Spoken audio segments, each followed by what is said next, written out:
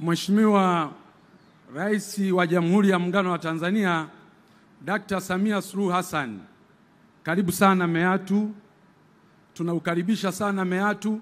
Wananchi wa jimbo la Kisesa wako hapa, wananchi wa jimbo la Meatu wako hapa. Mheshimiwa Rais, hotuba yangu itakuwa na vipengele vitatu tu vifupi kwa dakika 5 nilizopewa. Mwanzo nitakuwa na maombi, nitakuwa na changamoto, nitakuwa na pongezi. Mheshimiwa Rais, wananchi wa jimbo la Kisesa kama nilivyosema wako hapa. Naanza na maombi. Moja, Mheshimiwa Rais, umetoka Bariadi kwa barabara ya vumbi kuja Kisesa, kuja Mwandoya, kuja hapa Mwanuzi. Utatoka hapa utaenda Bukundi, utaenda Mkalama, utaenda Iguguno, utaenda Singida kwa barabara ya vumbi. Mheshimiwa Rais, hii barabara ilishafanywa usanifu muda mrefu wa kina na ikakubalika kujengwa na inazo sifa zote kwa sababu ni barabara ambayo inaunganisha mkoa wa Mara, mkoa wa Mwanza, mkoa wa Simiyu na mkoa wa Singida na mikoa mingine yote. Mheshimiwa Rais, tunaomba leo maliza huu ugonjwa mkubwa wa Wanameatu, maliza huu ugonjwa mkubwa wa Wanasimiyu. Mheshimiwa Rais, ninaomba kwa niaba ya Wanameatu na kwa niaba ya wananchi wa jimbo la Kisesa, ninaomba ujenzi wa madaraja muhimu matatu. Daraja la Mto Sanga litakalojengwa kati ya kijiji cha Isangijo pamoja na Ifungiro wilaya ya Maswa. Daraja la Mto Sanjo litakalojengwa baina ya kijiji cha Mwashata pamoja na Migato litakalounganisha wilaya ya Meatu na Itilima.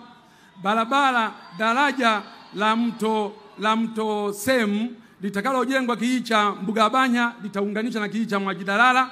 Madaraja haya matatu, Mheshimiwa Rais, ni muhimu sana kwa uchumi wa wananchi hawa na ndio maana unashuhudia hizo shangwe zinazopigwa. Mheshimiwa Rais, katika maombi ninaomba jimbo la Kisesa sasa katika miundombinu hii ya kijiografia, naomba jimbo la Kisesa lipewe halmashauri ya wilaya kwa ajili ya kusukuma nguvu kubwa ya maendeleo. Mheshimiwa Rais, lakini jambo jingine ni hospitali, kituo cha afya cha Mwandoya. Kwa jiografia hii unavyoiona, naomba kituo kile cha afya kiwe hospitali teule. Mheshimiwa Rais, tunazo changamoto, nitataja chache, zingine tutapambana nazo na Mheshimiwa mkuu wa mkoa, mkuu wa wilaya, mkurugenzi mtendaji na watendaji wengine wa serikali. Lakini hizi tatu naomba kuzileta kwako, zimekuwa ni changamoto kubwa sana. Changamoto moja ni uvamizi mkubwa sana wa tembo katika wilaya nzima ya Meatu. Mheshimiwa Rais, umejenga kituo Ng'anga cha milioni 125 kwa ajili ya kudhibiti tembo. Mheshimiwa Rais, umejenga kituo cha kudhibiti tembo kijiji cha Marwiro milioni 80. Mheshimiwa Rais, kimeweka kituo pale Mbugabanya kwa ajili ya kudhibiti tembo, lakini kutokana na wingi huu wa tembo bado wanaua watu, tembo bado wanamaliza mazao ya wananchi akiwa shambani na majumbani. Tatizo la tembo ni kubwa kwa wananchi hawa. Ombi kubwa Mheshimiwa Rais, kwa sababu uliridhia fedha zije na vituo vifunguliwe, tunaomba nguvu kubwa ya fedha kwa ajili ya kutekeleza mikakati tuliyoianzisha baina ya TAWA, halmashauri kwa ajili ya kupambana na hawa wanyamapori. Jambo la pili ni wafugaji wetu ambao walishashinda kesi mahakamani baada ya kushtakiana wakashinda kesi mahakamani, lakini mifugo yao hadi leo haijarejeshwa Mheshimiwa Rais, na hawa wananchi walishinda kesi mahakamani, na kwa sababu mahakama ndio maamuzi wa mwisho, naomba sana kupitia kikao hiki na ninaileta hii rufaa kwako, wananchi hawa walipwe kwa sababu wanayo haki ya kulipwa fedha hizo. Ombi la tatu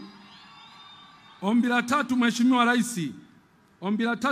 Rais, swala la ununuzi wa pamba kwa kutumia mnunuzi mmoja. Mheshimiwa Rais, mimi nakubaliana principally kwamba swala la ununuzi wa mnunuzi mmoja kwanza linatuondoa kwenye soko huria, lakini pili kunakuwa hakuna ushindani. Mnunuzi wa pamba unapokuwa na mnunuzi mmoja akipata matatizo tu ya kifedha kidogo, wananchi hawa wanaenda kwenye AMCOS, wanaenda kwenye maeneo ya kuuza pamba, hakuna fedha. Kwa hiyo ukiwa na mnunuzi mmoja ni hatari sana. Sasa bahati nzuri waziri wa kilimo yuko hapa. Mfumo wote ule unaoanzishwa ni lazima usicompromise ushindani katika soko huria. Mfumo wote ule unaoanzishwa usilete usumbufu kwa watu waende kuuza pamba sokoni halafu wasikute pesa. Wakiwa wanunuzi wengi, huyu akiwa na changamoto ya fedha, huyu akiwa na changamoto ya fedha, huyu atakuwa nazo fedha. Kwa hiyo ukiwa na wanunuzi 5 huwezi kupata shida ya fedha. Mheshimiwa Rais, sisi kule Kisesa tunakudai. Na wale na maeneo mengine kote wanaosema wakudai zile fedha zihamishe kule zilete Kisesa, kwa sababu bado tuna mipango mingi ya maendeleo katika maeneo yetu. Sasa pongezi.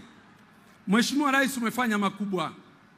Na mimi leo nataka nikupongeze hapa. Nimekuwa nikikupongeza ukiwa mbali, hatuonani. Leo ana kwa ana nataka nizifikishe pongezi hizi kwako. Mheshimiwa Rais, mimi ni tofauti kidogo na viongozi wengine ambao wanazungumzia matumizi tu. Mimi naamini kwamba matumizi ni matokeo ya mapato. Mheshimiwa Rais, nakupongeza sana ulipoamua kuunda tume ya Rais ya maboresho ya kodi.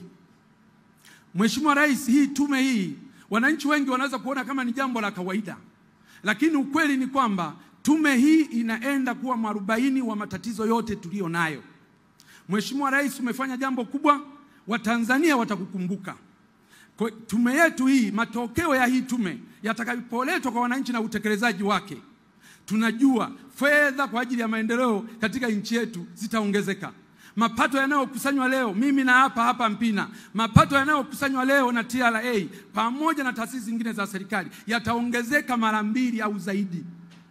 Sasa Mungu atupe nini wa Tanzania? Rais wetu umelibuni hili, na ninajua tume ya mipango muda mfupi italeta taarifa yake, na sisi akina Mpina tutahakikisha mapendekezo hayo yaliyoletwa na hiyo tume, hata yakiletwa kesho kutwa tu, bunge likiwa limebakiza siku 5, tutayasimamia kikamilifu ili kuhakikisha kwamba Watanzania wanapata tija kubwa. Tutakuwa tumetibu leo, tutapata fedha nyingi za maji, fedha nyingi za elimu, fedha nyingi za afya, fedha nyingi za kila mahala. Lakini Mheshimiwa Rais, wanawake wenzako katika sekta ya afya na Watanzania wote watakukumbuka kwa namna ulivyosimamia swala la afya. Umeenda kutembelea hospitali yetu pale, umeona huduma nzuri zinavyoendelea kutolewa. Tumejenga zahanati za kutosha, tumejenga vituo vya afya, tumeboresha hospitali za wilaya, umetuboreshea na kutujengea na kukamilika hospitali ya mkoa wa Simiyu, ambapo sasa wagonjwa wengi waliokuwa wanapelekwa Bugando sasa wanapelekwa muda mfupi tu wanaenda kutibiwa pale Simiyu, wanarudi wakiwa wamepona. Lakini umefanya kazi hiyo nzuri pia hata kwenye hospitali yetu ya taifa ya Muhimbili, ambako wagonjwa wengi waliopewa rufaa za kwenda kutibiwa